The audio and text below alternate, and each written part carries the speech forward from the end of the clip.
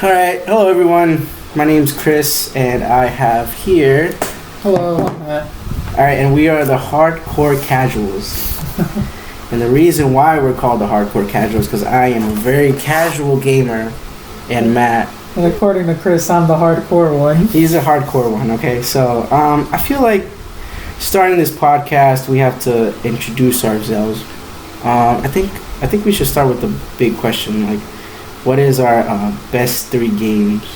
That's a very good question. You want to start? Yeah, sure. When it comes to like the first 3 big games I can think of, I think first probably on the top of my list is Bloodborne. For obvious reasons, I've dumped hundreds of hours into that game. Mm-hmm. Followed by Fallout New Vegas, which is another game I've dumped hundreds of hours into. Both of them are RPGs, so I mean, there's reasons you have to dump quite a lot of time into them. They're kind of commitments. Yep. Then the last one's Devil May Cry 3. Not that long of a game, but yeah, that game is versatile in its combos. It's really fun. You know what's crazy? I have not played any of those games. That's really funny. I have not played any of those games. I remember you had me try Bloodborne, and I completely sucked at it. Yeah, you can get into it. I mean, that's fine, though. I don't know what it was. I mean, I don't get those, it's not, I don't think they're hard. It's just you need patience. Yeah, I understand. People don't like the trial and error aspect. It can get kind of annoying. Yeah, even for people who are used to it. But yeah, so. you walk in, you just get killed on the first shot. But it's I don't know, but it does bring up one of the topics we're going to talk about later, which is a game bad just because you suck at it? Yeah. Think about that. But I'm gonna now mention my first 3 games, which I think Matthew has played them. The first one, this is totally different. Is Jak 3. That's a good choice. Jak 3, dude. I love playing that game. I played it. I don't remember how old I was maybe 10 years old. I got it at an FYE shop. Mm-hmm. An FYE shop when that was still open. I know it. It's still FYE still exists. There. FYE it still exists. It's just FYE still exists. No one goes there. Yeah, no one goes there, and they don't sell video games anymore. Yeah. I got it for $20. It's not bad. I got it for $20, and dude, I love that game. It's open world. I think they were trying to copy GTA and stuff. Mm-hmm. So yeah, go ahead. Yeah, they were trying to copy a GTA, not GTA 5, fucking whichever GTA was out at the time, right? I think it was San Andreas. San Andreas was the most recent one. Yeah, it was San Andreas. They were trying to copy it. They even said it was oh yeah, we were trying to go with the hype of open world and stuff, and they did it. It was pretty good. I mean, I think the ending was really funny. The ending where they find the precursors. Yes, they found. They're all like the little weasels. They're fucking weasels. Yeah. These people that control the world and powerful are little weasels. Dude, that game was weird because it's isn't it like a time loop where you're helping your father who doesn't know it's you. Yeah, and then oh my god, yeah. At the end, he's I'm doing this to protect my son Jak, and it's that's what I'm saying. It was a good story. Yeah, it had everything. It was it had that thing at the end. It had cars. It introduced cars, and what else, dude? That game was hard. The only GTA thing that was there was that you could actually go around killing people, but you didn't get in trouble for it. Mm-hmm. So yeah, Jak 3, it was good. It was funny. My next game, I want to say. I really want to say Metal Gear Solid 5, The Phantom Pain, but here's the thing, I've never finished it. That's fair. I've never finished it, and I recently bought it again. I bought a sealed copy, so because when I really like a game, I buy a sealed copy, and I display it, because I'm a nerd like that. Mm-hmm. But I've never finished it, and I bought it again. I'm gonna finish it this time. But the reason why I like it, it's just really, really innovative. There's you can it's, what do you call those when it's sandboxes? Mm-hmm. It's like a sandbox game, right? Look at me, fucking filthy casual. It's a sandbox game where you come out to a base, you try to infiltrate the way you want to, you can interrogate people. It's just cool. It's just a really cool game. I'm not gonna go too deep into it because I don't think you played it, right? I have not played it. So Matt hasn't played it, so and the third one, it has to be a Legend of Zelda game. I want to see. I want to be basic, and I want to say Ocarina of Time. I mean, that's a fair choice. It's just basic. I feel like everyone's like, oh, Ocarina of Time, but like, to be honest, yeah, Ocarina of Time. It was kind of a scary game to me because I played it when I was younger. It was fucking scary, so not gonna lie. But what temple was it? It was the forest temple when you were grown up, and you would walk in and the one where like the hallway twists. Yes. Yeah, and I have like hands coming down and dude, shit. that was freaky. Dude, I fucking love that temple. That temple's mad fun. Dude, I got stuck at some point because I feel like at some point you had to find like the eyes and you had to you arrowed them, and there was one hidden inside of a well, and I'm like, where is this thing? I spent like hours. I'm like, what am I doing wrong? And there's a well, and you look inside the well, and there's the third eye. I'm like, wow, that's I'm like, I was never gonna find that. Dude, that temple scared the hell out of me because of the noise and stuff. But dude, I don't know. So that is our like best 3 games. Obviously, we've played a lot more games and stuff, but I feel like we're gonna go into our like main topic now. What's our main topic, Matt? Our main topic, I mean, there's 2 we could start off with. I think the one that's easier to start off with is Smash a fighting game, which like I feel like this is a topic I can go for hours on because I play a lot of fighting games. Mm-hmm. So what fighting games do you play right now? What are you playing? Right now I've been playing Guilty Gear Strive that came out earlier this year. I want to say I don't want to date us, but I guess 3 months back. Mm-hmm. And I'm just gonna say right now, I do not play these fighting games at all. But Matt, take it away because I have no idea. I also right now I've been trying to get back into Street Fighter. You should probably not show me your notes. Okay. Because you have your questions there. Oh yeah, you're right. Yeah, I'm not gonna show you that. Yeah, so I've also been trying to get back into Street Fighter because at first when I bought that game at launch, and I thought it was hard, but I was like, what, 15? I'm like, this game's hard, and I just never put the time in. The game's actually piss easy. Weren't you like one of those people that like actually decided to get Street Fighter Infinite? Oh, Marvel Infinite. Was it like Street Fighter and Marvel? No, it was just called Marvel vs. Capcom Infinite. I bought that game years after it died. Dude, it was like the full bundle and stuff was completely on sale. Nobody picked up that game and you bought it. How was that? I mean, the game's fine. I didn't play it online much because obviously I kind of suck at those kinds of games. Mm-hmm. But just the Marvel for me is kind of hard to get into because like it's kind of janky, but that's what people like about it the most is like how busted it is. Yeah, like that's kind of the Infinite one or just Marvel in general. Marvel in general. Yeah, Marvel in general, like. They're super busted. There's always like one character that will just shit on the entire cast.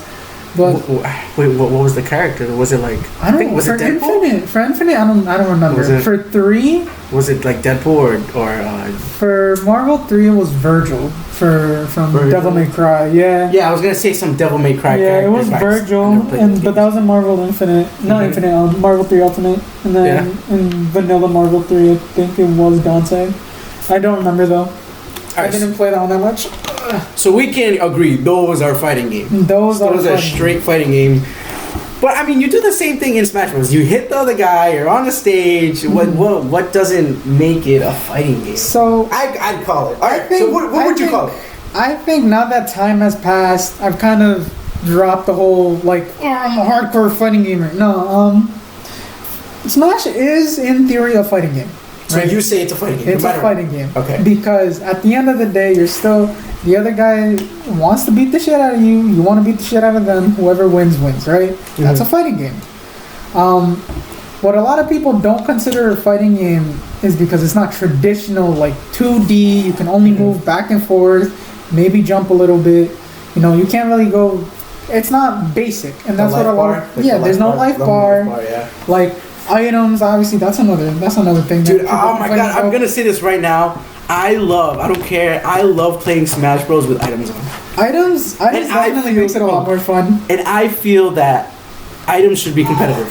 See, that's funny that you bring that up because old competitive Smash Brothers. Mm-hmm. Items were a thing. Items were definitely like a thing, but then they removed it because they had like random elements, which like.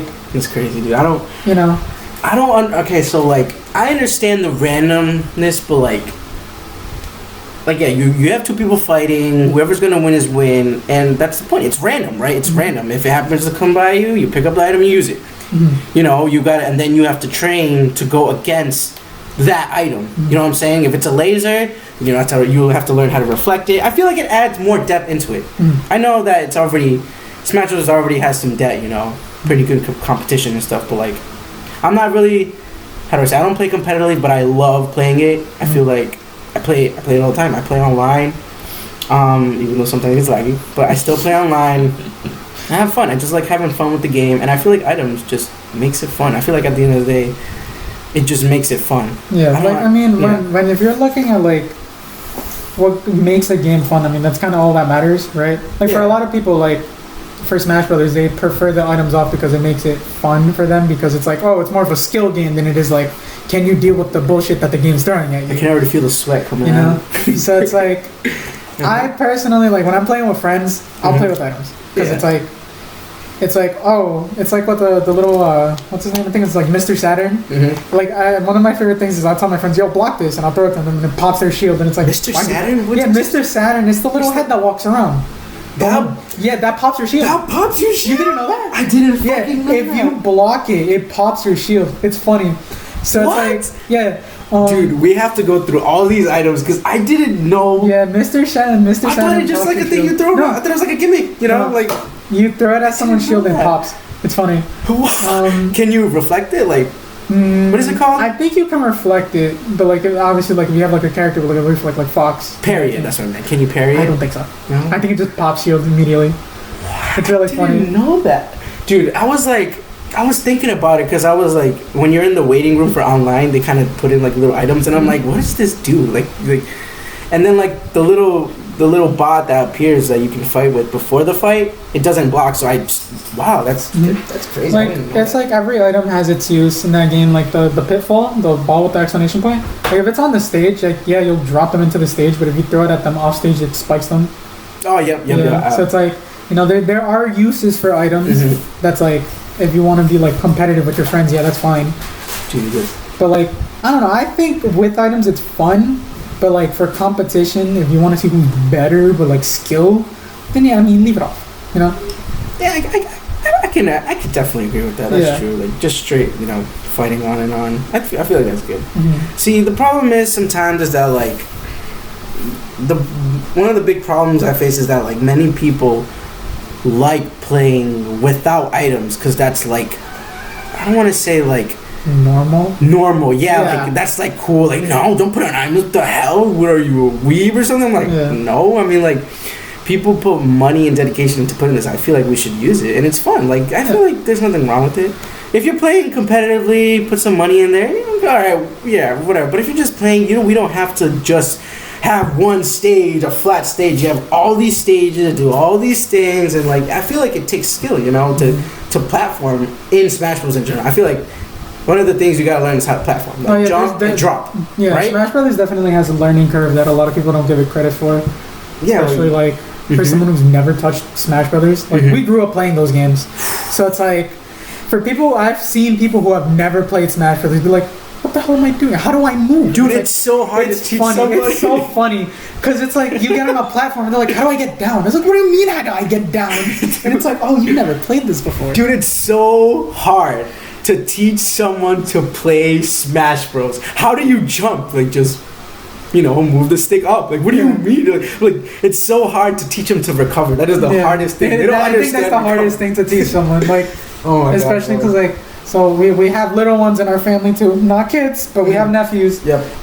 My nephew, he loves playing Smash Brothers.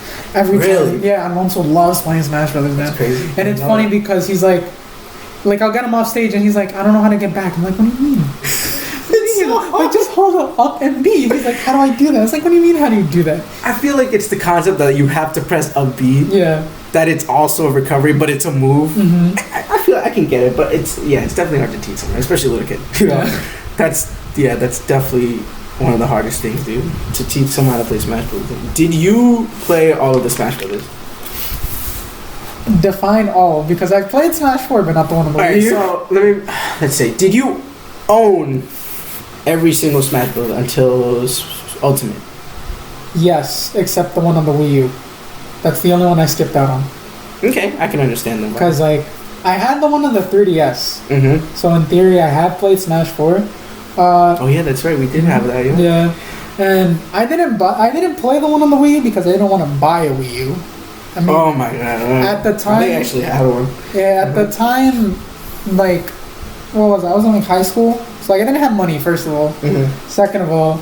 That's all of us, buddy. That's all of us. I didn't have money. There was literally nothing of interest at the time. Like, it was literally just Smash Brothers Mario Kart. And it was, like, some Zelda ports. And I'm like, alright, that's cool and all, but, like, where's the good shit, you know? Like, Smash is cool and all. What was that zombie game that came on the Wii? Zombie U? Oh, my God. That game was ass, dude. I wanted to play that game. I was like, what? The zombie game on a Wii U. Mm-hmm. I never got it, but... Like... Nah, like, it sucks because, like, I see a Wii U and I'm like, I should buy that. Because, like, I had never had one and I want to add it to the collection. But, yeah, like, I skipped down on Smash 4. Mm-hmm. I didn't really like it, though, to be honest with you. I felt like it was super floaty. It felt like...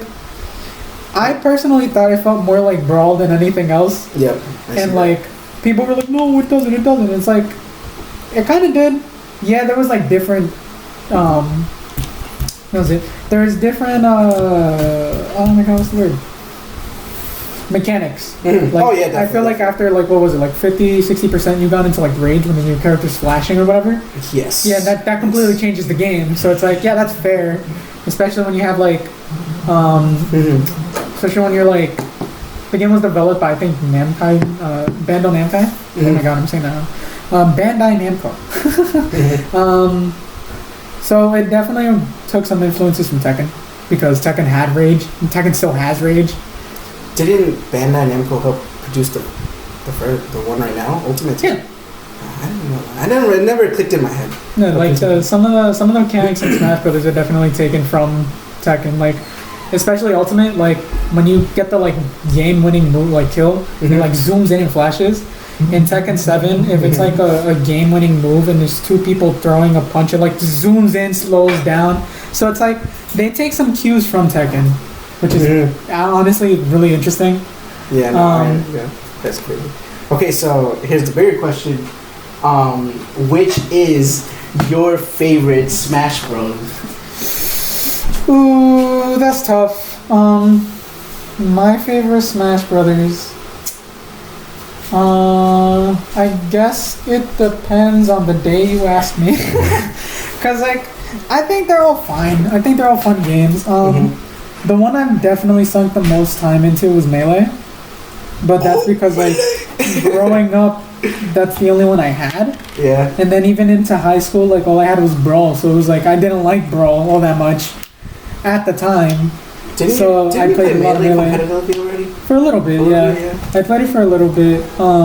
There was like a scene in like our little like there was like a library here that like they had like a bunch of the Smash kids going like here. Yeah, the library here. Yeah, like there was like a bunch of kids who would go. They would be like, yeah, we play Smash Brothers, and then. Were you in high school or in college? I was in high school. Oh. Yeah. So like it wasn't big. It was just a couple kids from like high school down the street. Yeah. I remember. Yeah. So it's like. It was. I played it competitively for a really short amount of time, and then I discovered Street Fighter 4, and then I just kind of stopped playing Smash Brothers competitively. So, yeah, like Melee on most days, Ultimate every other day. You know what I mean? Because I think Ultimate has a lot to offer in terms of like it just being a fun game. I'm gonna say that Ultimate is like my favorite one so far. The mechanics feel so good. Mm-hmm. Before that, it was like the first one.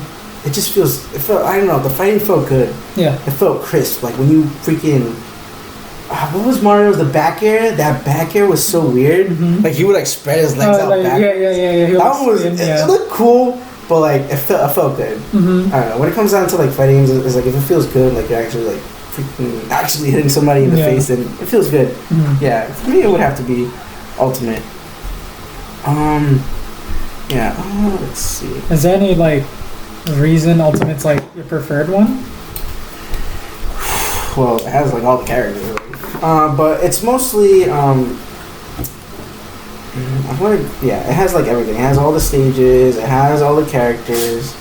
Right now, I'm like using Ike.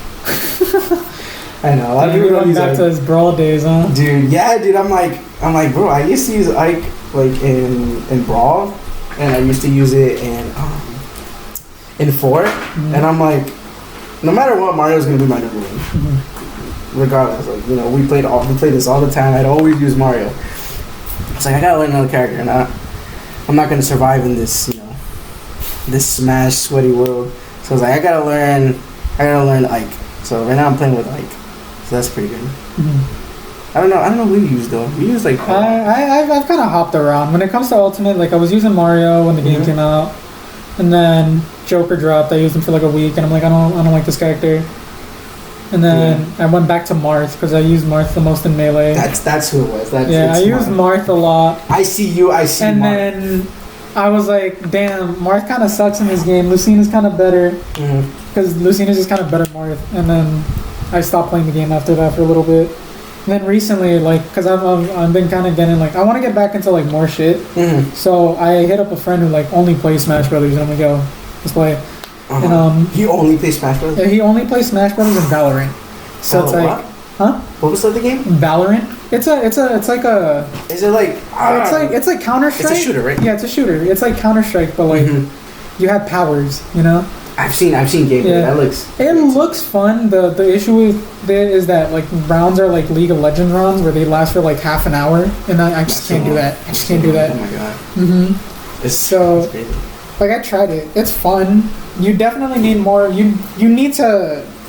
It's not a beginner's shooter. I can tell you that much. Like, have you ever tried to get play other games like competitively? No, just other games in general. Like you said, you only play Smash and Valorant, right?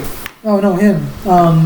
I'm trying to get him into like other stuff. Like, I remember like he asked me, he's like, "Oh, can you teach me Dragon Ball?" And I'm like, "Yeah, sure, I'll teach you fighters." And then we spent like an hour or two, and he just never played it. And then just like me, I tried to get into fighters. Yeah, and then he's like, he saw that like a couple of my friends we were playing Blaze Blue, and he's like, "Oh, teach me Blaze Blue," and I'm like, "Yeah, sure, I'll teach you." And then he also just didn't want to put the time in. I'm like, "That's fair." Just go. Sorry about the cut. We had to do something real quick. Anyway, I was talking about teaching my friend Blaze Blue, because Chris asked if my friend plays anything else or if he tried getting into anything else.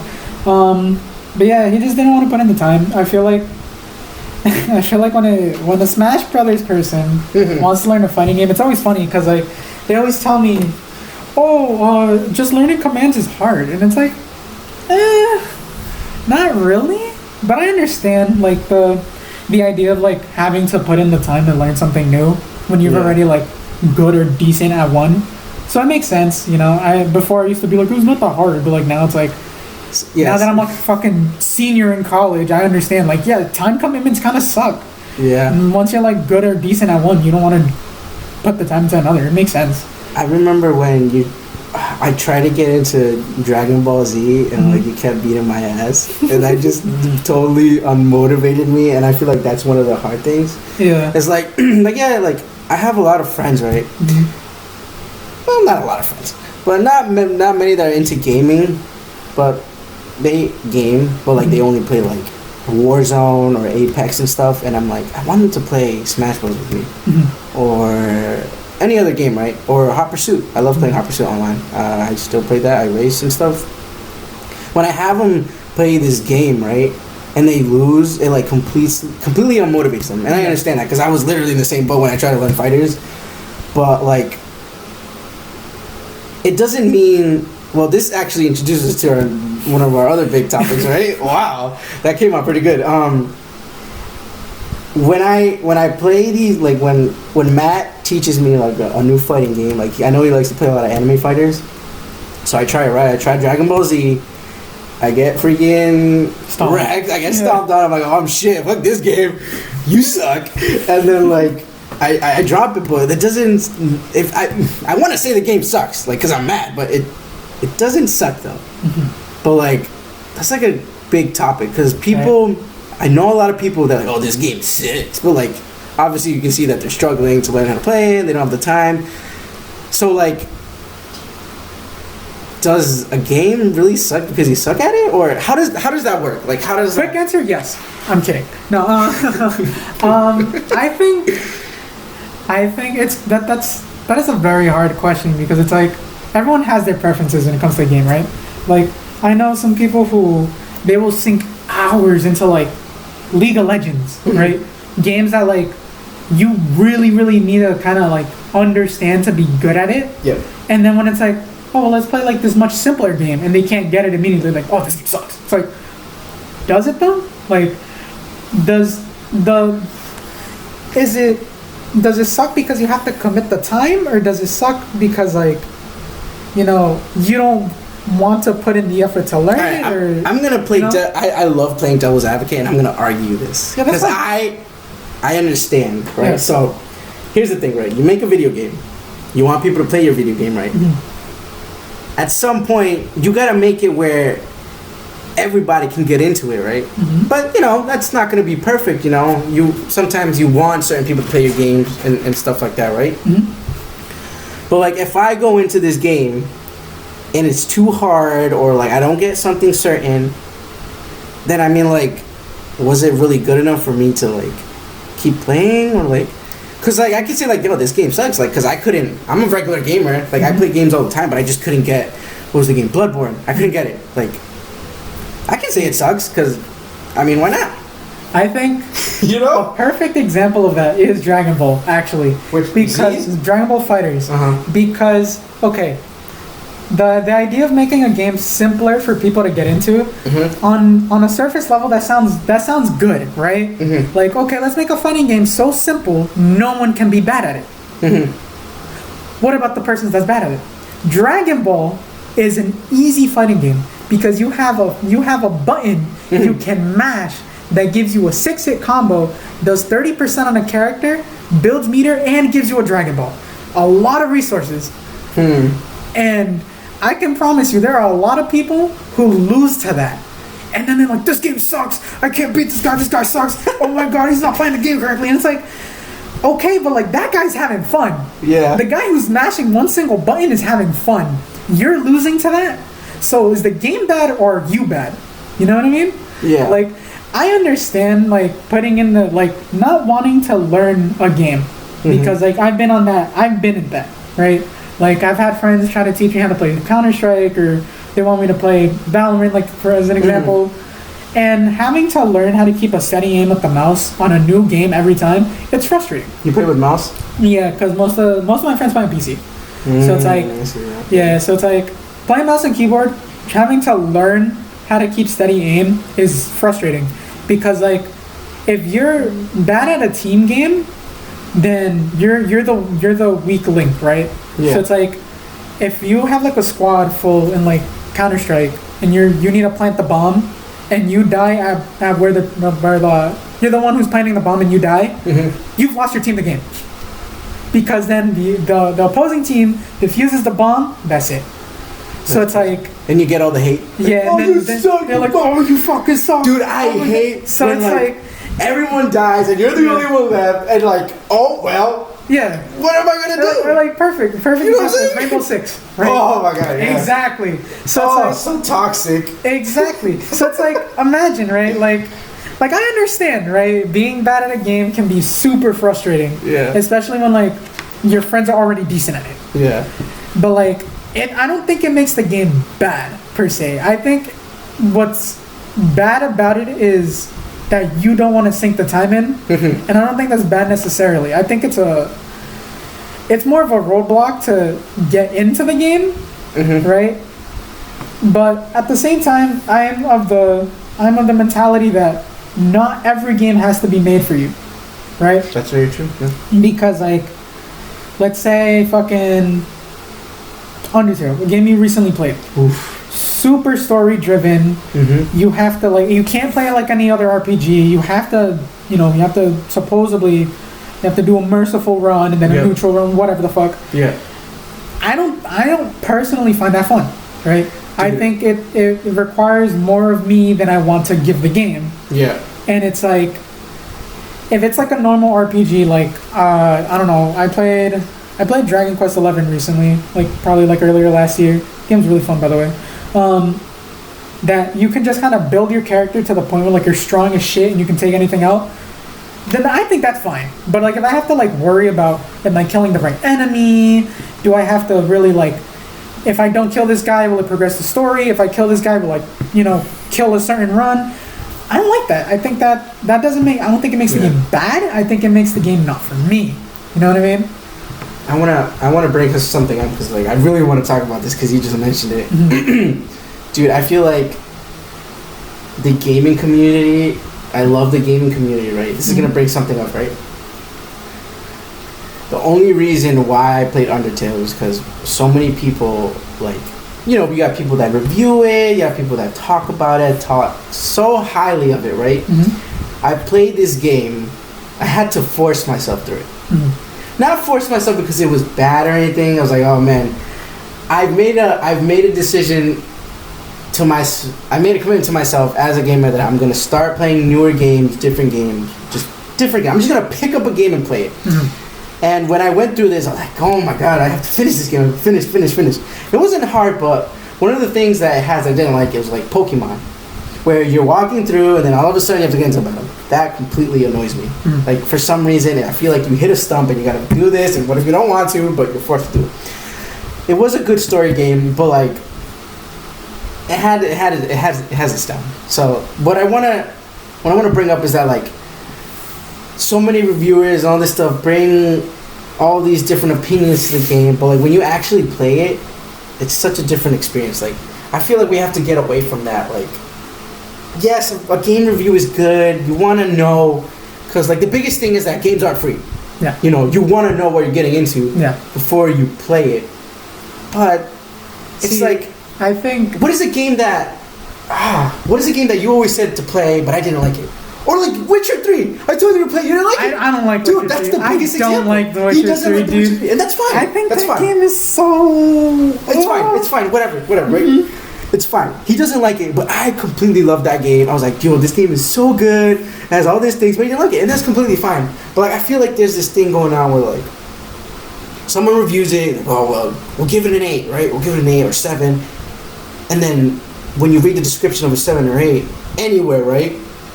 Oh yeah, it's a great game. I'm like, okay, I have this mentality, it's a great game, I'm going to buy it. But like, sometimes there's games that are good, very good, and then other people don't like it. Or there's games that aren't rated good and I might like it. Yeah. So like, how do we get rid of that? I think that's something, personally, I think that's something you don't get rid of. I think it's something that you have to know what you like, right? Mm-hmm. Like for me personally, right? I can get into most games. I don't think I have to search for like, does a game have this? Or what if the game doesn't have this? Or what if the story is like this? Because like, it's like, for me, right? Like I've played a range of a lot, right? Mm-hmm. But when it comes to like specific things like RPGs, right? Mm-hmm. Yeah, I think most RPGs are kind of hit or miss because, random encounters are kind of annoying.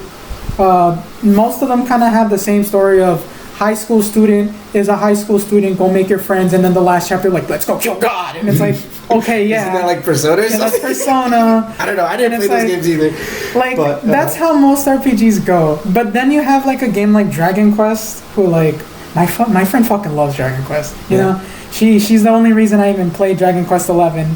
That game starts off as like, you're just some random farm boy, and then Zelda? You're like, you see like you have like this thing on your hand, and they're like, Zelda? That's kind of like the crest of royalty, bro.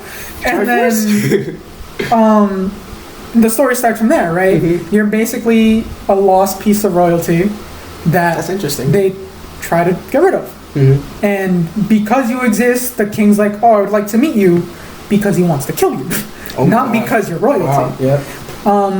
And then the story takes off from there, right? Mm-hmm. Like, I think, there you have to look for certain things you like, right?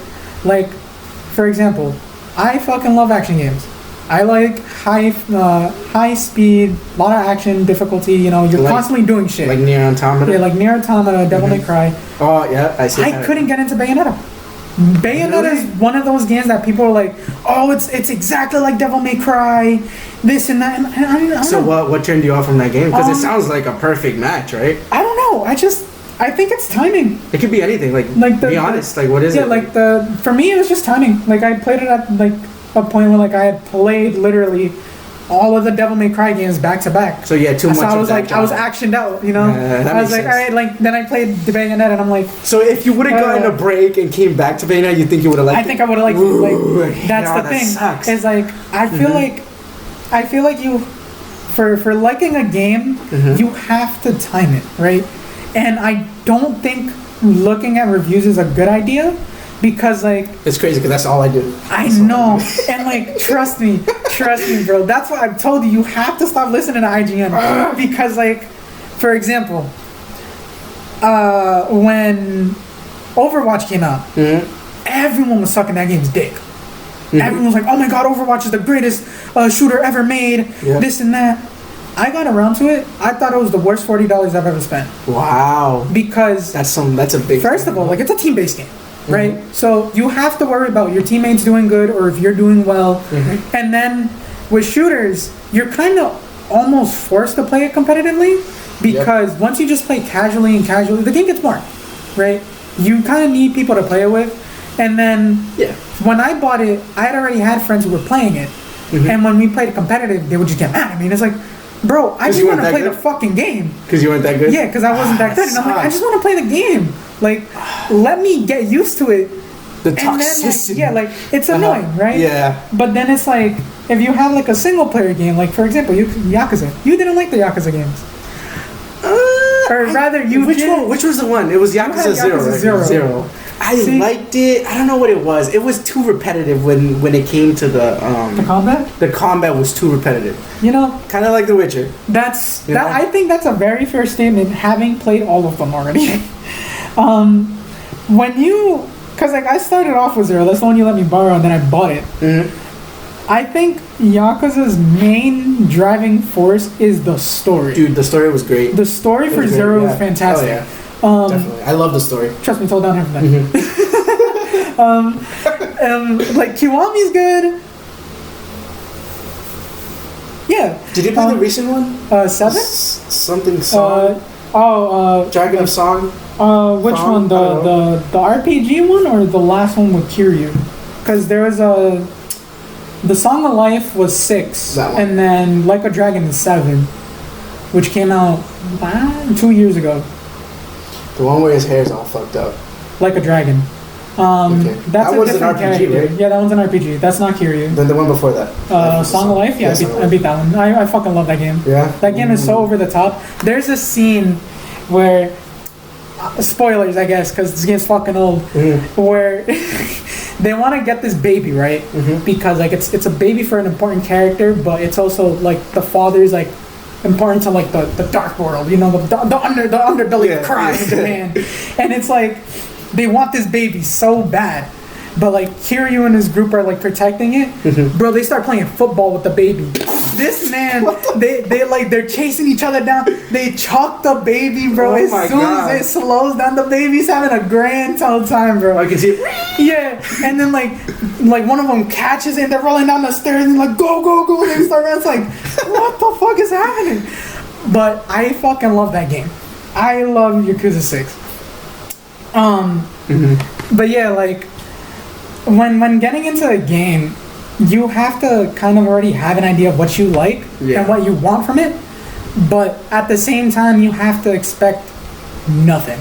Expect nothing. Yeah, I think that's fair. because like that's why I don't like looking at reviews for games, because if let's say like I want to get into I don't know, Metal Gear Solid. Everyone loves the Metal Gear Solid games. No one can tell you what they're about though, right? No. Exactly. I don't know. Guns? Exactly. Espionage? Is it politics? Is it being a spy? Is it politics? Snake is cool? All of those are right. Yeah. But, you know, like that'll be for a different time. A lot of people like the Metal Gear Solid games, but when you start hyping up a game, you expect a lot from it. Like a lot. Oh my god, you're and right. then once you get the game and it's not what you thought it was, the game's bad.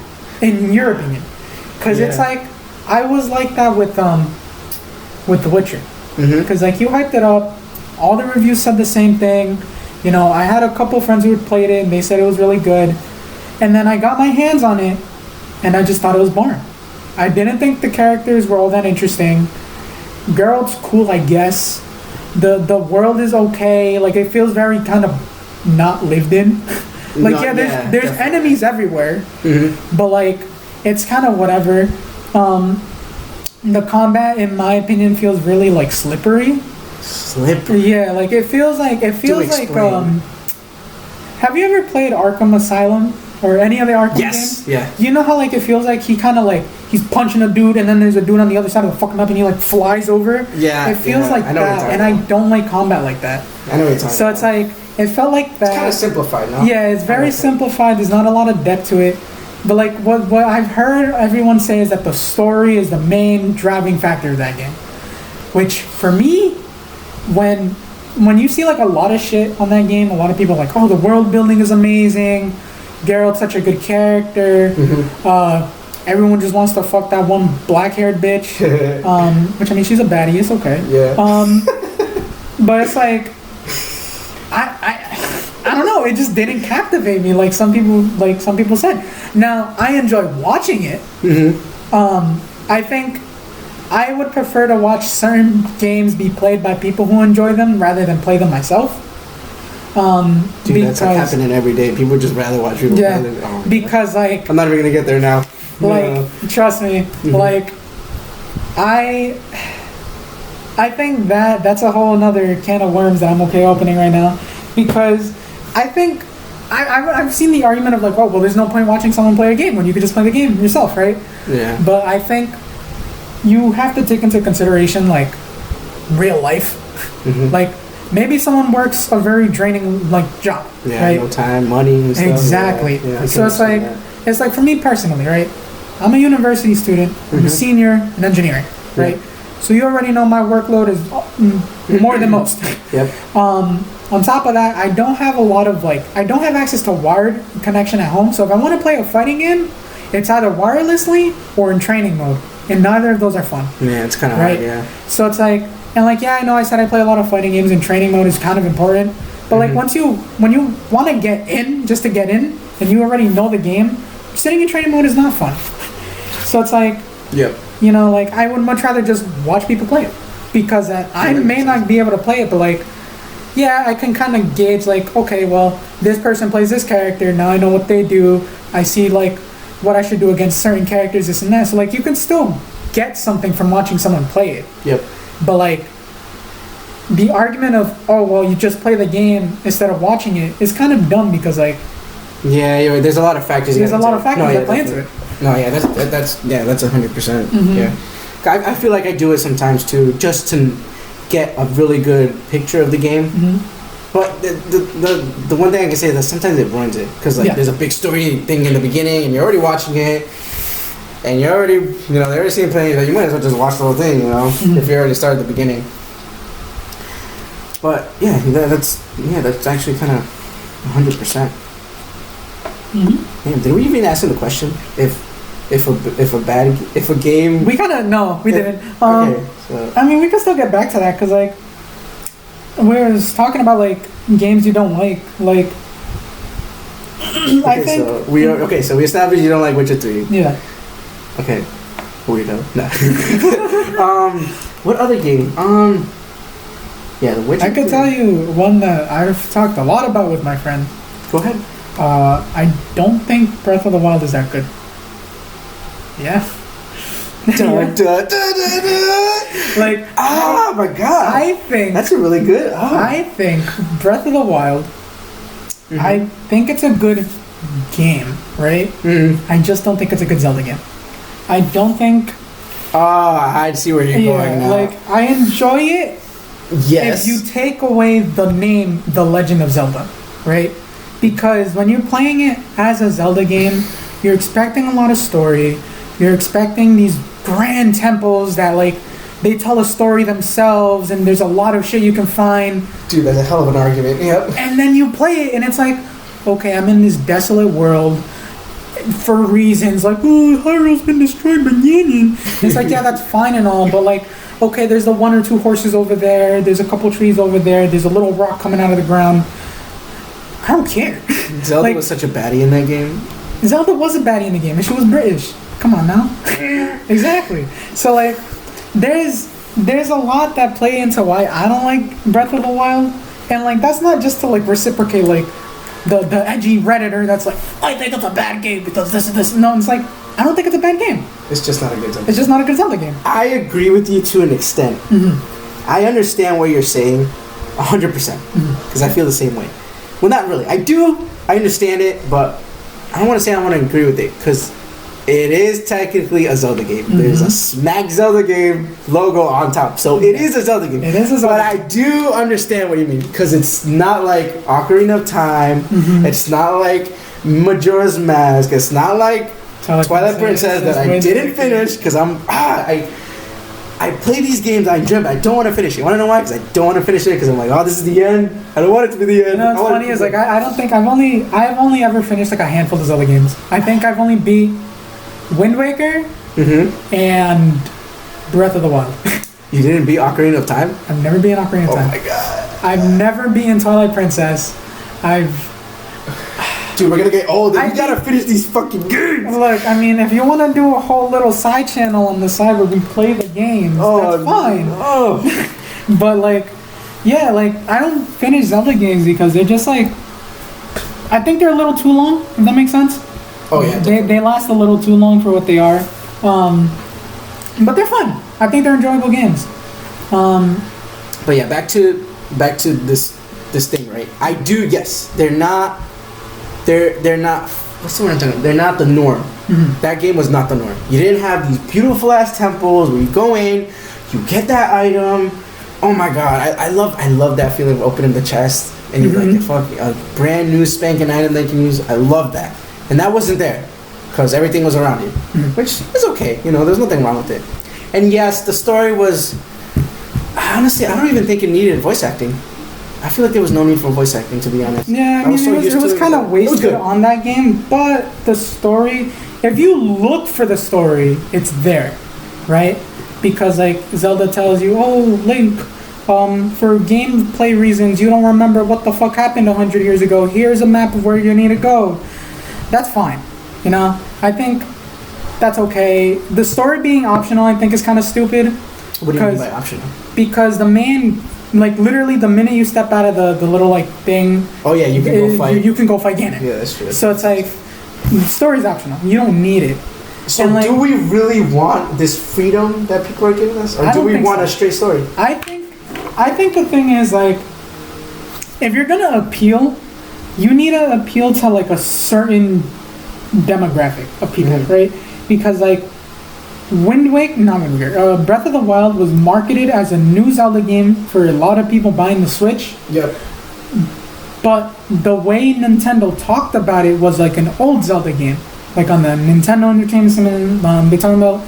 Because I remember when they were marketing it, they're like, oh, the dungeons, you don't have to... Like, they're not on the map, you have to go find them yourselves. Yep. And, like... You know, everything you have to find yourself. It's like the original Zelda game, this and that, and like that's all cool and all, but it's not at all like it wasn't. Oh my god, yeah, it wasn't at all like the original Zelda game because even that game is booty. I haven't played it yet. I know a couple people who like it.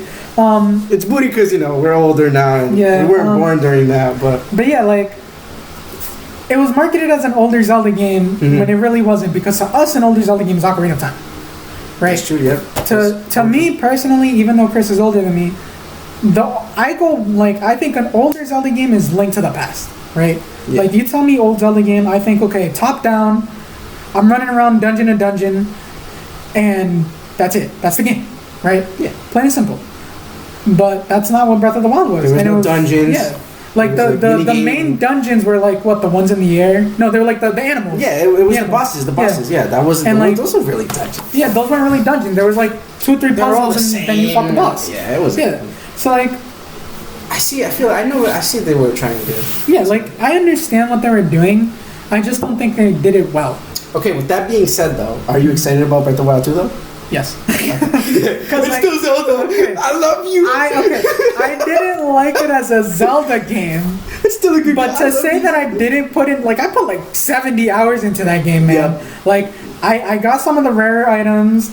I went through, got all the clothes, went through, customized all my clothes, changed all the colors, got all the hard weapons, beat all the hard bosses. I like it. Yeah. It's not a good Zelda game. I agree. I will agree with you with that. Because, yeah.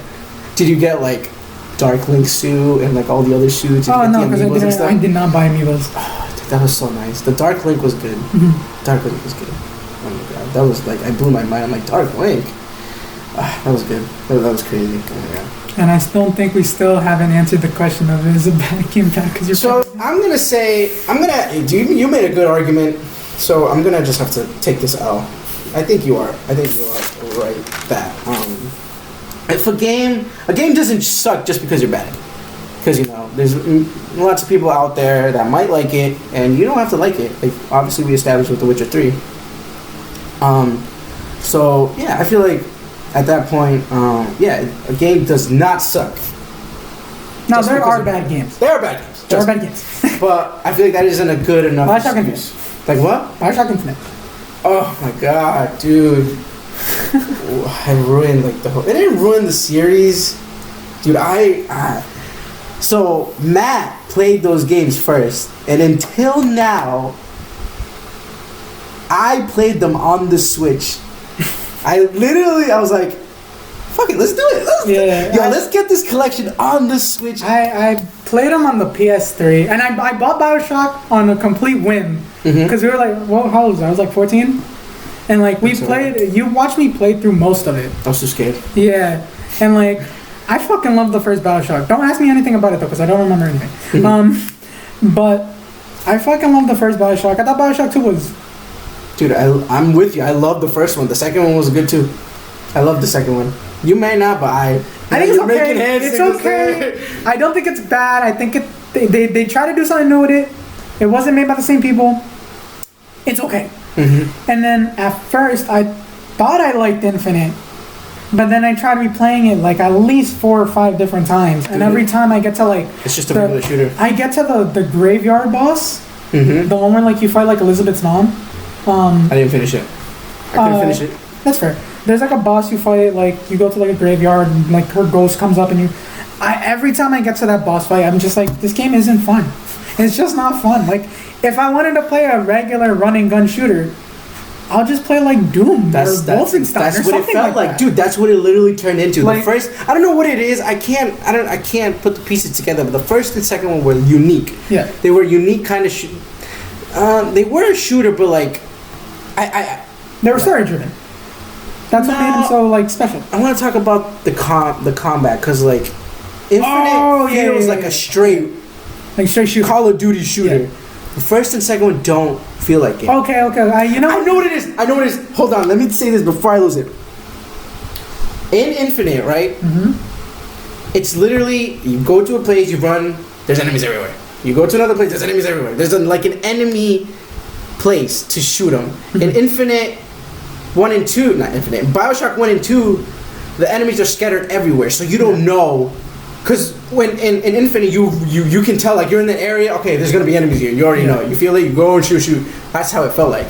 In the first and second one, it felt like more scary because you don't know what's around the corner. Exactly. Yeah. Exactly. But in Infinite, you already feel that. Like, oh, there's gonna be enemies here. Let me get ready. But the other one, you didn't have time to prepare. You go in the area. Oh, there's a fucking enemy. Maybe you run away and prepare, but still, I feel like that's the thing. Yeah, that was the biggest thing. I think for me, like, what I like the most about the original Bioshock games, aside from like the puzzle solving and all that, was like in the combat, you were forced to use your what's it called in those? I want to say plasmids, but I don't think they were plasmids. Yeah. Yep. You're forced to use your plasmids in combat, right? Yeah. Like when you first get the electricity one, like the game literally tells you, electrify the opponent, melee attack them, they're gonna die. Yeah. Right? So it's like, you kind of need to work the game around your plasmids. While in Bioshock Infinite, I don't feel like you need them. No, you don't. I don't feel like you get just like gimmicks. You get the I forgot what it is. You get one of the rifles and the sniper, and you're set. Those one-shot enemies anyway. So it's like, Yeah. especially when you get to like the later half, there's like an area where it's like in the sky. Well, Yeah. The whole game takes in the sky. Yeah. But like it's like a darker area, Mhm. and like you're at like this building where like they're far off away. You can kill them before they even aggro. So it's like as long as you have a single shooter, No, you're absolutely. Yeah, you're like right. you're set. Sometimes they're way too far out. Yeah. You can just snipe them. You can't use your plasmids. And like It's it just doesn't it doesn't feel fun to play. Like even like the bigger enemies in that game, the one with like the hearts like encased in glass and like big and shit. I don't think they're fun to fight. They're not as fun as to fight as the big daddies. Cause like dude, those things are scary as they fuck, are, bro. but that's what makes them so fun to Dude, fight. this big ass machine running at you, it's not like a machine, Bowser. right? It's a human. Yeah, it's a human. Yeah, It's a human. Yeah, it looks like a machine. Yeah. But yeah, it's a human. But like, you this big ass thing coming at you like Bowser. Bowser's mad. He runs, sprints like this. It's so scary. Like, I don't know. I think Infinite was too ambitious for what it was. Mhm. That's all it is. Like I think it tried to do too much. Yeah. It tried to change too much. Yeah. It was modernizing what didn't need to be modernized, right? Like the whole point of BioShock was they're kind of like their games were commentary, right? They talk about society, and I know we live in a society, whatever. Yeah. But like Infinite tried to do that, but with involving time. And the issue with that is like every time you involve time, you make something convoluted, and it's hard to follow. It was very controversial too. It was like in the time of like racism and stuff. Yeah. It was crazy. So it's like I think the way it goes about it is cool, but it just doesn't execute it properly. You know what I mean? Yeah, I couldn't finish it. I didn't finish it. I still have it on my Switch, you know. Another reason why, because obviously I am a service member, so I tend to bring my Switch around, which is really great. I love it that it's a handheld. So I had to get it. I had to get the collection on the Switch, but if not, I probably would have paid it on my PS4. Speaking of consoles, Matthew, what is in your room? Want to say or your gaming setup? Or what do you use? Currently, what I use, it switches. It's like I'll go between using the PS4. Sometimes I'll mess around with like on PC. And I mean the Switch is there. You don't have a PS5 yet? Nah, I don't care to. Oh, dude. I don't think it's I don't think it's that as important to have one right now because like there's nothing new coming out in it that isn't coming out on PS4. Like at first I'm like I fucking love racing games, right? So when they announced the PS5 and one of the main games they're showing off is Gran Turismo, I'm like, oh my fucking god! Yep. And then like a month or two later, they're like, yeah, it's coming to PS4. So it's like, what the fuck did you show it off for the PS5 then? Oh, I didn't know. So it's that. like, I knew it was coming. you know, it's like Horizon, yeah, the new Horizon. the new Horizon's coming out on PS4. Mm-hmm. The only game that I can think of that isn't a PS5 that is a PS5 exclusive is Returnal, and I don't care for roguelikes. And Rift Apart. Fuck Ratchet and Clank. Oh, Ratchet and Clank. yes. I forgot about that entirely. Yeah. No disrespect to the Ratchet and Clank games. I've never played them. You don't like roguelikes? I don't like roguelikes. So you wouldn't like Hades and games like that? I think they're fine For some reason, I thought you would love those. I think they're fine for like one or two tries, but like let's say like you get in pretty deep and then you die and then you have to start all over again. It's like, damn, I don't want to do that anymore. That's why I don't like them. Yeah. But I honestly thought you would like those. They're fun because of their difficulty, but like again, time commitment. If I'm like 10 hours into like a run and the boss is like, oh, you're not built correctly, and I die, I'm like, alright, I don't want to play this game. I want to get that shit out of my fucking Switch. Very interesting.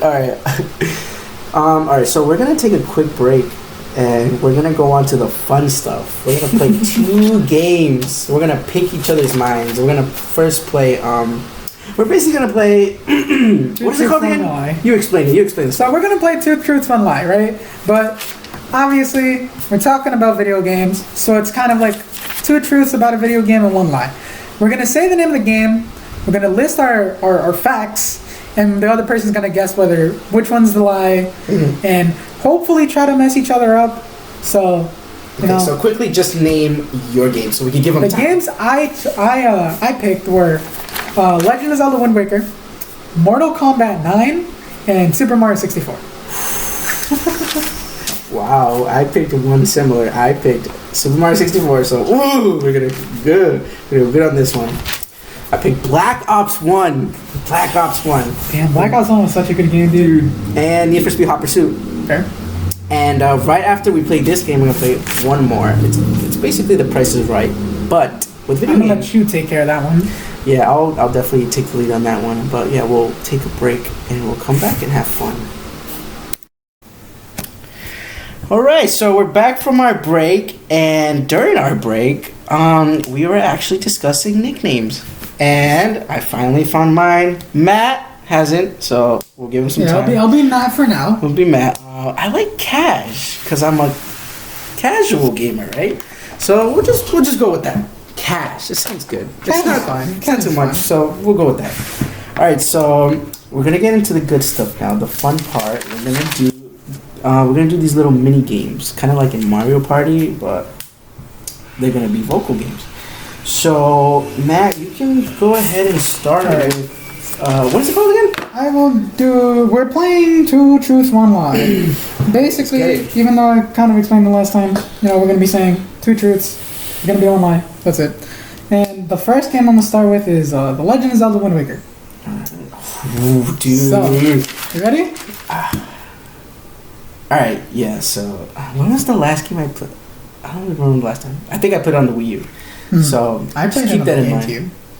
Oh yeah, I did not play it. I didn't play it on the GameCube. I played it on the Wii. You're lucky you played it on the Wii. The GameCube version is tough, especially towards the end, because So if I lose, just keep in mind I didn't play it. The last time I played it was on the Wii U. All right, go ahead.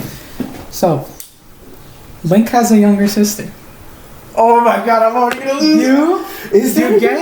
You get the Wind Waker on the first island, and the game happens after Ocarina of Time. Which one's the lie? Okay, so off the bat, you said this happens after Ocarina of Time. Mm-hmm. That's true. Yes. Little sister? Is that her little sister? Dude, the second one, you get the Wind Waker from the start. That's what you said, right? Dude, is that her little sister from the beginning? That's her little sister. That is true. Did I get it? Oh! Yeah. So obviously, the Wind Waker. You don't get the Wind Waker. You get it on the, I think it's like the fourth island. It's like Dragon Roost Island. I think so. Yeah. Yes, the one with the birds. Yeah. The dragon is at the top, yeah, right? the one with the dragon's at the top. Dude, oh my God. And the Wind Waker is the little stick, wand, yeah. the little sticky thing. Originally I was gonna do something harder where it's like I was gonna say the Wind Waker plays at 4x6, 6x6, and I'm like, no, that's too hard. That's too hard. Yeah, that's too hard. But that was actually pretty good. That was fair because like I kind of tripped a little on that sister thing. I'm like, was that her sister, the little girl in the beginning, or was that like a friend? Yeah, that was Link's sister. Yeah. That's crazy. I feel like that's the only game where he has a sister. Yeah, that's the only one where he has a sister. I'm pretty sure. Dude, that's fucking crazy. Alright, so I'm going to do the next one. I'm going to go back and forth. So I got that one. Mm-hmm. So I get a point for that one, right? We're going to do a point system. Alright. I'm just going to keep track of it throughout every episode. I'm going to do one right now. We have right here, we have Cash. Not. I get 1 point. Alright. I'm going to start with my first game, which is Super Mario 64, which came out... last time I played that shit? Think about it. It came out on the Nintendo 64, and I'm gonna be honest. This was like, I want to say the first game I ever like beaten. I think the first game I ever beaten was this one, and before that I played. My first game I ever played was Crash Bandicoot on the PlayStation. I think the first game I ever played was Smash Brothers. Yeah, dude. Oh, I remember you let me borrow that game, dude. Oh my God, we were so little kids. I felt bad. I borrowed the game from him. We lived so far apart from each other, and he missed the game, and I felt so bad because I was having so much fun with it, but I had to give it back at some point. But I never owned Smash Brothers. Now I have 2 copies. No, crazy. But yeah, Super Mario 64 came out on the Nintendo 64, obviously. I don't remember what year, so we're gonna skip that. But I want to say 96. 96? I want to say 96. Really? I'm not sure. Alright. Anyways, here's your first statement. Ooh. Okay. The game has 120 stars to collect. Okay. You can turn invisible in this game. Mm-hmm. There is a forest level in this game. There is no forest level in this game. Damn, that was quick. There is no forest level in this game. I know this game, bro. Oh, that was pretty good. I thought I'd get you with that one. But, Nah. I don't want it too hard, but yeah, you're right. There is a forest. Yeah. I don't think the Nintendo 64 is powerful enough to put forest. No, I mean, Ocarina of Time. Ocarina of Time had a forest. That's true. I think. Yeah, It did. It was more like walls. There were more like walls that were just like with JPEG paint. and shit. I mean, it was a forest. Yeah. Yeah. I thought I'd get you with that, but okay. Go ahead. You got Okay. 1 point. That was pretty My good. second one, Mortal Kombat 9. Don't know. I think that was like, what was it, 2011? I don't remember. Mortal Kombat 9. Which one was that one? That was the one with the, like, it was the one that was just called Mortal Kombat. You played it a lot on PS3. On the PS3? Yeah. Okay, yep. I know Okay. this one. Jason is one of the DLC characters. Kratos is a guest character on PS3. And there are brutalities.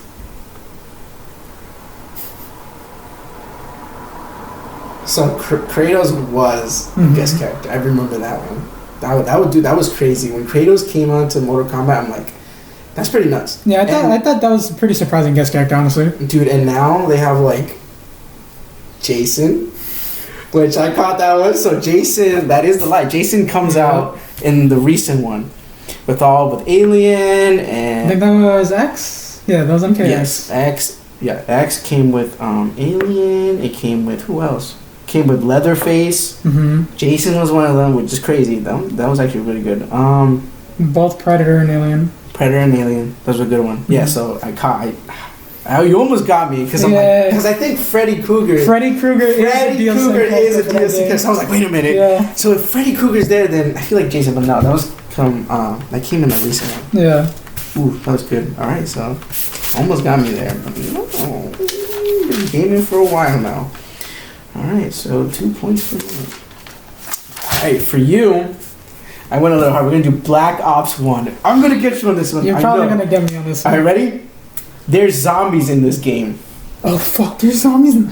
Oh fuck! All right, Array is a map in this game, and Von Turn Uman is a map in this game. I'm gonna say the last one. The last one's not true. Is that you? Oh, you got lucky. I made that one up. I just made up a name. I'm like, I don't think that, like, it, I mean, there's one similar to that. It's a zombie man. It's called like Von something crazy like that. So yeah, thought I was gonna get you that though. Nah, there is some freaky names to those. I'm pretty lucky. What can I say? Dude, I played Black Ops Zombies a lot. I was really good at that. Dude, I think Black Ops was the first Call of Duty that like I got into. Like it got me into the series enough to like actually play it.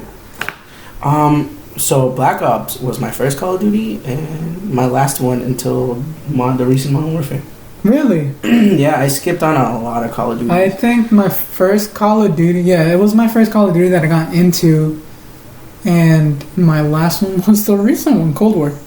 Yeah, Cold War? I bought Cold War, yeah. I bought it on release because, like, our cousin was like, oh, I want to get it. Mm-hmm. And they had, like, a buy two, get one free at Target. Oh, yeah? So I bought Final Fantasy VII and Call of Duty, and I was like, just give me the other Call of Duty for free. Did you guys play zombies on it? We played zombies for a little bit, yeah. It's pretty... I don't want to say it's fun, but, like... It's not the same. It's just... No, it's not the same. It's not the same. I played it for a bit. Yeah. But yeah, that's crazy, dude. First one was Black Ops. I skipped on Advanced Warfare. What was the other one? Black Ops 2, Black Ops 3. There's no Black Ops 3. Yeah, there is. There's Black Ops 3 and 4. Oh yeah, there is Black Ops 3. Which is interesting because I want to get Black Ops 3 because that one has all the zombie maps. Really? All the past ones on PS4. It has all the old ones. It literally has all the zombie maps on PS3. Mm-hmm. PS4. Black Ops 3 has that. And it's actually getting kind of expensive to get that game for that same reason. Is it really? It's like $40, $50 to get that. What's funny is like they gave that game away for free on Plus like 2 years ago, and then it's not in my library anymore. Yeah, dude. It got erased from my library. I don't know why. Dude, if you ever want to play the old ones, you either have to get a PS3 or Black Ops 4. Black Ops 3. Black Ops 3. Black Ops 3 on PS4. Yeah, dude. I think I'm gonna do that because I really want to play those games again, and I'm not gonna get a PS3. I mean, like for collection's sake, maybe, but for I mean, collection's sake. yeah. I'm not the one to collect consoles though. I mean, I do That's have fair. one. You do, right? Yeah, I don't collect consoles. I collect for them, but like, if I come across it for cheap, I'll buy it. Yeah, that's fine. That's crazy. Maybe in a later time we'll talk about your collection. Yeah. So my last game, Super Mario 64. Oof. We'll see who knows more. You can beat this game with only 1 star. Luigi is actually in the game. And you need the 120 stars to beat the final world.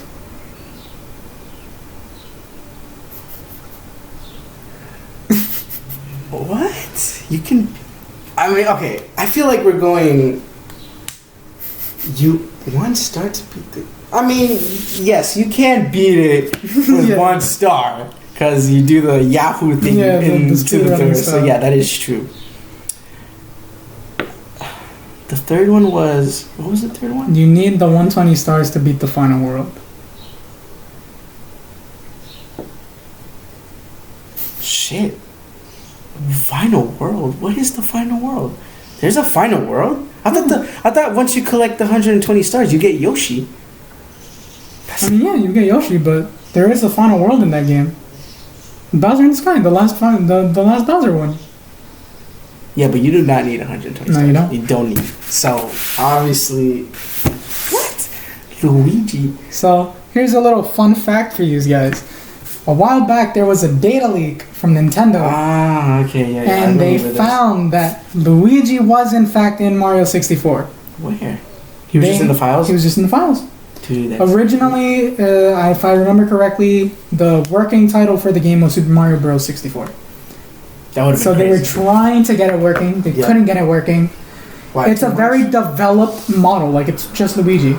But it's too much for the N64. Really? To have Luigi in there too? To have 2 characters running around the same stage. Oh yeah, that would have been too much for the N64. That makes sense. Oh my god, man. Jesus, good. That's actually good to fascinating to know that Luigi is kind of in the game, but not really. Yeah, like he's there, but he's not. But he's not. That's crazy. This is my last one. This is a game that we like played a lot. We have sunk hours into this game. We played the mechanical racing is fun. So what I like about it is obviously the racing. The only thing I don't like is that there's not really much there's not really much customization. You can only choose the color of the car, and there is a lot of good cars. But I mean, at one point, I feel like it comes down to the gameplay, so I don't really complain too much about, or at all, that you can't really customize it.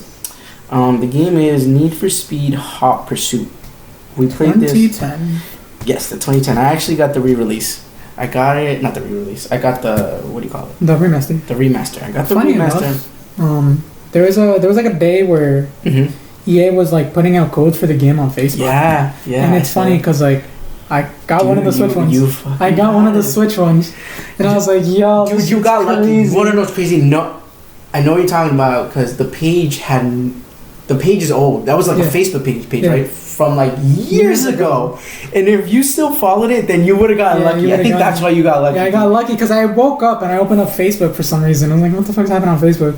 And they just had the codes up, and I'm like, all right. I went through like 5 different codes, and then like it was loading for a little. I'm like, no way. And it was like, confirm your purchase. I'm like, no way. So I got it for free. So tell me about it. Like, is it like the same as the old one? Switch one? The Switch version of Hot Pursuit runs like the PS3 version. So it's like nothing special. So it runs. It plays fine. Okay. It's personally my favorite version of the game because it's portable. Oh yeah. Yeah. So like, you know, like you get to. I don't do much speedrunning for that game because there is a speedrunning series. It's kind of a thing people do. I try to beat some of your timing, and I don't know what the fuck you do. I don't know how you do it, bro, but I can't beat your timing. I still have it. I still got it, bro. I've been playing that game since what, 2012? We've been playing it since 2012. Yeah. So like, just about 9 years I've been playing that game for.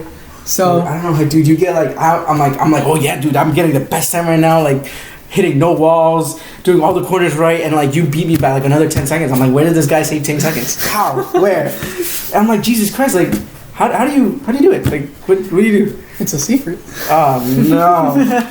Oh no! I'm never gonna find out. All right. That's crazy. But yeah, dude, I'm so happy that they came out with the remaster. Yeah, man. It looks better. It runs smooth. The music, dude, I fucking love the music. EA always picks good music. For the most part. For the most part, especially on FIFA. I know you don't play FIFA sports, but when I used to play FIFA, they would choose like really good music for their soundtrack. Yeah. Get to the first question. I'm gonna go easy then hard. Dude, but the fact that you said you play this for another year, I feel like I'm gonna lose this one. Nah, don't worry. I'll probably get it right. Trust me. The WRX is a car in this game. The spike strips you release are in a hexagonal shape. The Gumper Apollo is a car. That's tough. Because when I got you thinking. You say WRX, I'm not sure if you're being specific or. Yeah. But I'm gonna say the middle one. You're gonna have to take it how it is. I'm gonna say the middle one. The spike strips.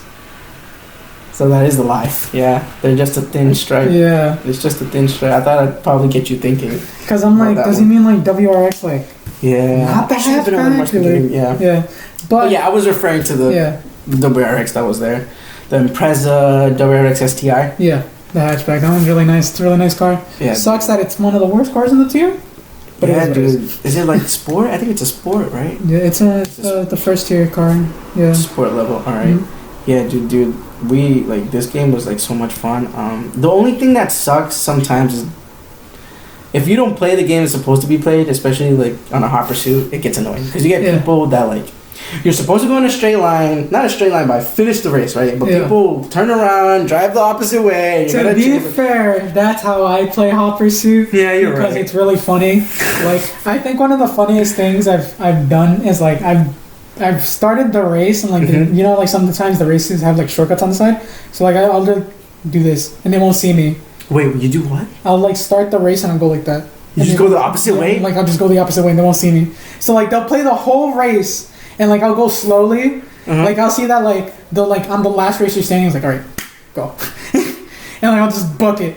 And they'll spend the whole race looking for me. Cause there's like a little cutscene, right? Mm-hmm. And they won't know. They won't notice. Yeah.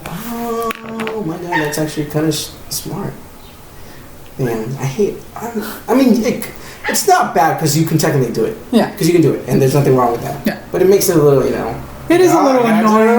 Like having to deal with it is very annoying. It's very annoying. Like when you're doing it, it's like but when you have to deal with it, it's like, oh my god, why are you doing this? Yeah, you know what? I do it too. Yeah, so it's like, I mean, come on now. Loser, go around. Oh, dude. But you have to admit the cops do get the advantage sometimes. They're faster. They're faster. They're faster cars. Which makes it even, which is good. Yeah, it's good. If not, dude, people would just lose because, dude, so many hours into this game. What's your favorite mode? I think just regular race. I want it to be Hot Pursuit, but because of the way people play, it's not. I think regular races are mine. I tried to do armed race. I don't like armed race. Armed race is basically it's like Mario races. Kart, right? Yeah, it's like Mario Kart. Normal races, but with the items. I want to play like that. It's fun. I forgot about it. It's fun, but the thing is, like, I'll admit I'm kind of an asshole when I play the game, so I'll target people. Yeah. Like I'll be at the start of the race and like some guy bumps me. It's like, all right, I'm gonna make sure this guy doesn't finish the race. So it's like, Yeah. When you play with other people, it's fun because you can help the other person. Like if someone's hitting me, you come out and try to help me. Mm-hmm. It's pretty fun like that. Yeah.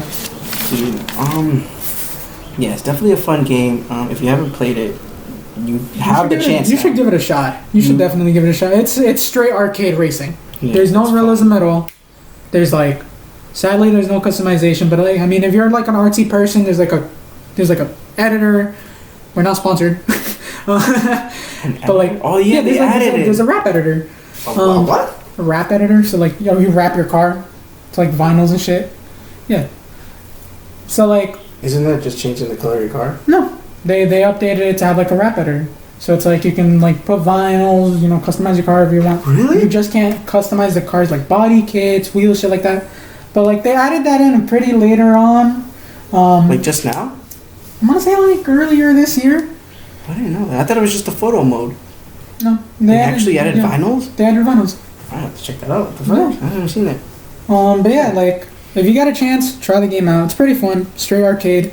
Dude, what came after Hot Pursuit? The Run. The Run? The Run was came a out good after. one. Dude, I fucking. You know what's funny about The Run right now that you brought that up? EA recently shut down the servers for a bunch of Need for Speed games on the PS3. And The Run was one of them? The Run was one of them, but The Run needed to be online to start the game up. So that game is unplayable now. Really? Yeah. Oh, that sucks. You start it up and it tries to connect to the servers and it just crashes. It can't connect to anything, so you can't start the game. So you can't play it at all? You can't play it at all. I didn't know that was online though. No. Yeah, neither did I. What? Yeah, you can't play that game offline. Dude, that sucks. That game was one of the good ones. Yeah, I mean, it was a really good game. I never owned it. I saw your cousin playing it a lot. It looks fun. The story's pretty good. It's essentially like some dude gets into trouble with the mafia and he has to win this race to like pay him off. It's pretty fun. It's a pretty good story. The driving feels really heavy. Like Oh, the car's yeah. really heavy. It feels like good. it's like a satisfying kind Yeah. of like heavy, but like it's still arcadey. But like you need to take into consideration that like cars are heavy. Dude, it was a pretty fun one. After The Run was Shift. Dude, I played Shift 2. I don't know if I liked it or not. I had Shift 2. It felt really good because it felt arcadey, but it was also like more like a A sim. a sim racer. So it felt fun. Yeah. Being inside the car, it actually felt more like, oh shit, there's mad cars around you, hitting each other and stuff. It felt more intense than like Gran Turismo or something. Yeah. That one was pretty okay. I didn't play Shift 1. Did you play Shift 1? I didn't like Shift 1. Dude, I played Shift 1 on the iPhone. You did, yeah. I played it remember on the that. iPhone. There was a point in time where all you did was play mobile games. Dude, I was in it, bro. Yeah, I played Shift 1 on PC, and then I'm like, damn, this game kind of sucks. And then I played Shift 2. I thought that one was okay. Mm-hmm. And then after that was what, Most Wanted 2012, and I thought that game was ass. I don't know if I played it on the Vita or... I think you did. I think I had it on the Vita. Yeah, I played the Vita version the most. Yeah? Yeah, because it just, I don't know, there was something really like nice about having like a full console game on the Vita. Because like at the time that was pretty impressive. Yeah, it was pretty good. But yeah, I think that was the game, right? I think we're out of the truths and lies. Yeah, that was pretty fun. We basically got 3 points each. We're definitely gonna come harder next time.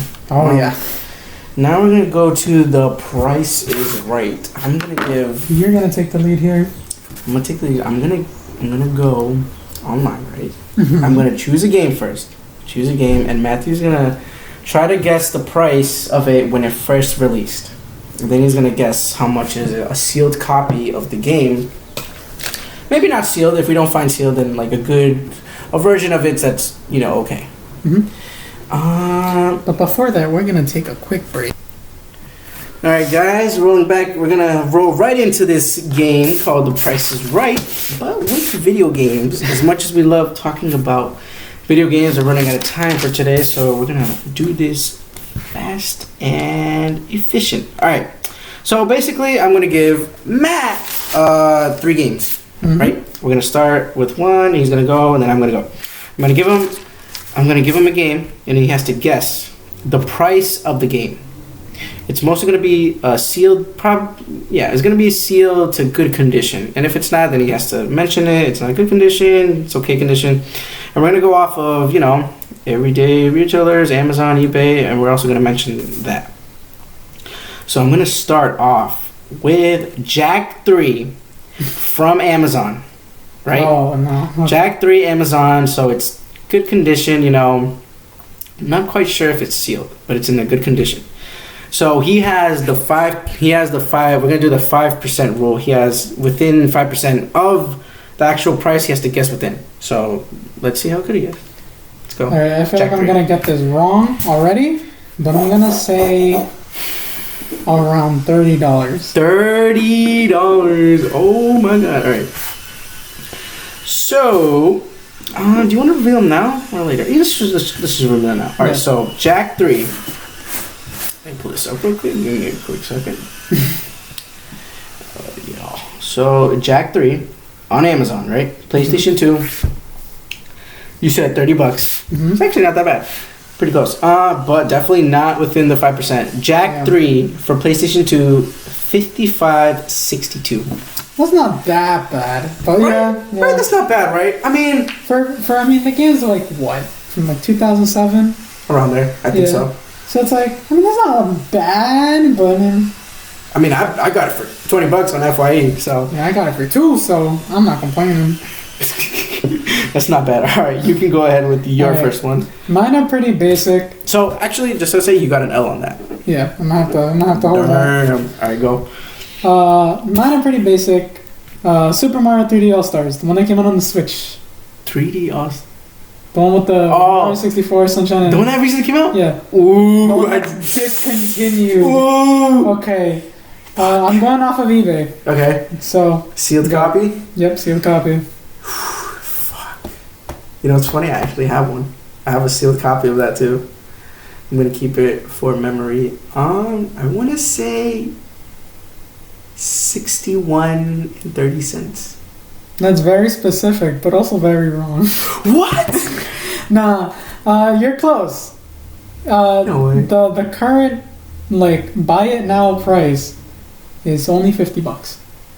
It's gone down in value. Oh Yeah. my god. This is why you don't Jesus. cause fake inflation, Nintendo. Oh my god, that's crazy. I mean, at some point in It's the gonna go up. future, like years But, down, years down. I feel like everyone who has wanted a copy has it. So it's like, you know, Yeah. So, they're not gonna be the hardest to come by. yeah. But in the future, like Yeah, who video knows? games now. Yeah. Yeah, but for now, damn, $50. Yeah, $50. Damn. So that's All right, so that's an L all for me you. too. L for me. All right, so this is something that I want to get. I want to buy it right now, but it's a little too pricey. Maybe I gave too much earlier. Metal Gear Solid 5, The Phantom Pain. I think it's Collector's Edition. Collector's Edition for PS4, brand new sealed. And that comes with, it comes with the game, and it comes with the bionic arm. So it's like a little figure. It's not a figure, it's like pretty big. It's like an actual arm. Yeah. So, yeah, go away. I'm going to give you a hint. I want to give you a hint. It's a straight number. It's not like with something cents or whatever. Yeah. It's a straight number. So I'm gonna say 500. 500? Yeah. Is that within the 5%? Oof. No, you're in a good good mind, but like that's kind of off. Yeah. So you're off by $200. So I'm gonna say 700 then. in the wrong direction. Damn, It's $300. That's not bad. That's not bad. That's pretty expensive For a collector's edition, yeah. it is pretty expensive. But I want to get it. But thing is that if I hold off, it's going to get more expensive. But it's already expensive now.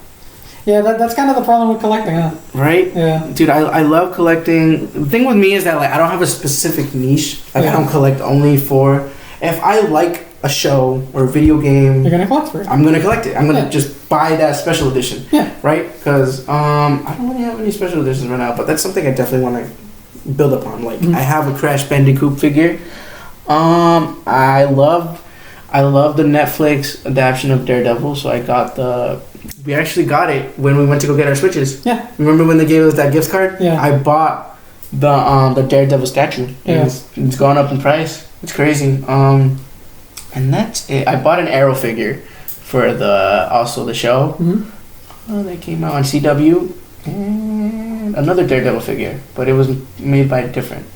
I have a couple of World of Nintendo figures, and let's just keep continuing. It's your turn. Okay.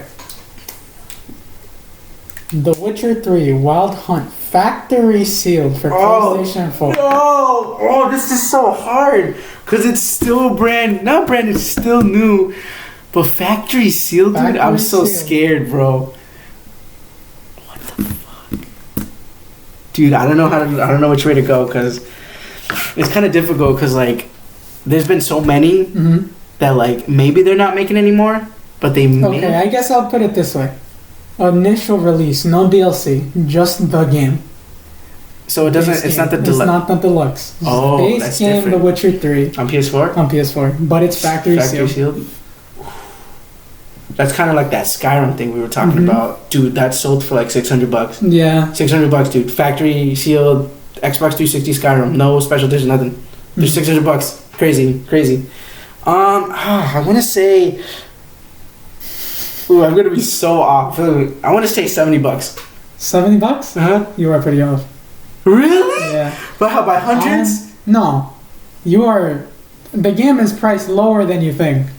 Oh yeah? Yeah. Oh, it's lower? It's much lower. Give me one more chance. It won't count, but give me that. $20. You're much closer. Okay. You're actually within. You're not within the 5%, but it's 25 for a factory seal. for factory seal. That's not bad. Mm-hmm. So I was going the other way, but that was one of the ways. Damn, $20. Yeah, $20 for factory sealed Witcher. I mean, it's not graded. It's just factory sealed. The thing is, I feel like words like that kind of throw people off because it's like, well, it's factory sealed and it must be expensive. No. Yeah. It just means it comes wrapped. It comes wrapped. But at some point, they're gonna stop making it, and then that's when you want it factory sealed. It's like gold. Well, I mean, the way things are going for that company, I don't think they're gonna stop making Witcher 3, considering that's the only game that's making them money right now. Because, dude, Cyberpunk is kind of a hot mess. I wanted to play that game so badly. I was like, we were talking about it. I was like, yo, Cyberpunk, I'm gonna play it. Trash. I bought it on release, and then I'm like, oh, this game is. Did you get your refund? Fuck yeah, I did. You got your refund? I bought it on PC. Oh, you bought it on PC? Yeah, and I remember the guy did not want to give me the fucking refund. He was Where'd you get it? I bought it on GOG, like the website by the company, and like they're like, oh, we can we can give you back game credit, like store credit, this and that. And I'm like, give me back my money. GOG? I'm not using your service again. Trust me. What's GOG? Galaxy of Gamers. It's like Steam, but it's made specifically for those games. Oh, yeah. Okay. Oh and like God. It's like DRM free. They have like a couple older games. Like I think you can buy Metal Gear Solid 1 and 2. So they sold you a solid copy? No. It was like it's digital. But they just didn't want to give me back my money. Oh my God. So crazy. It's like I kind of had to like argue with the guy a little bit. I'm like, look, man, I just want my money back. I'm not gonna play the game. I'm not gonna use GOG. Was it unplayable on the PC? It just didn't run as well as I thought it would. You know? So that's definitely bad. Dude, it was just like unplayable on PS4, PS5. I heard it was unplayable on PS4. Dude, one of my friends got it. Like, they got his money back too. Dude, that was such an upset. Oh my God, dude. Everyone's so hyped. Keanu Reeves was in it. Dude, it was like an open world Witcher in the future. I was like, hell yeah, I want to play that. And then, do you think it's playable right now? No. It's still not playable? Apparently, the console version of the game, it got patched so hard that there's no traffic. What do you mean? Yeah, in the open world, there's no traffic. At all? Yeah, at all. Oh my God. Yeah, it's pretty funny. So, like, you can play it, but there's just no traffic. Is it better though? Like, you think it's better because of the I don't know. I'm probably not gonna buy that game. I don't even care anymore. No, the hype is gone. I'm over it. It's crazy because CD Projekt Red actually made their money back. Did they? They made their money back. That's wild. For the initial release, they made their money back. That's fucking crazy. Oh my God. I don't even know what to think about that. It's just how the gaming world is. It really brings up another discussion. That we'll have to save for next time. For next episode. Next time. But I want to talk about like giving them time, giving the developer time to make their game. That is a conversation I have, dude, but not right now. Definitely not right now. Running out of time. All right.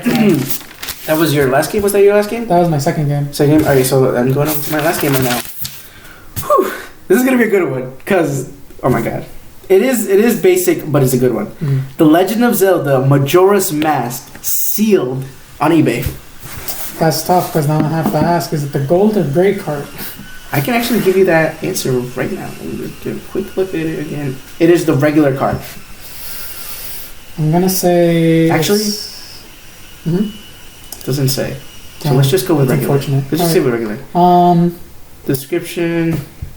No, if it doesn't have it, that's fine. I thought it only came with gold card. There's a gray card. There was a gray card? There's a gray card. It's rare. Oh, the gray card is rare. The gray card is rarer. That makes sense. What's it called?